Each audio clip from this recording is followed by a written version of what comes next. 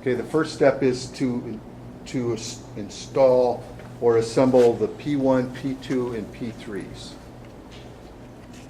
Now, take the time to note the attachment is in the short leg. It's important that you do not take them out, leaving them in the short piece. That way the orientation will never change. When assembling them, make sure you match the P1 to P1 or P2 to P2 or P3 to P3.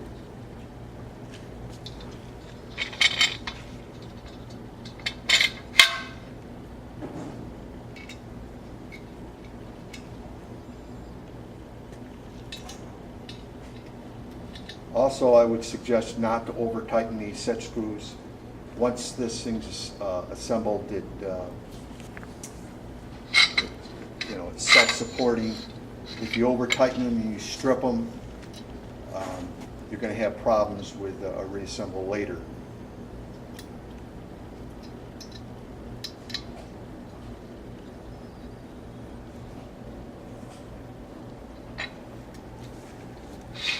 Now that P1, P2, and P3 are assembled, we're now going to take our horizontals, D1,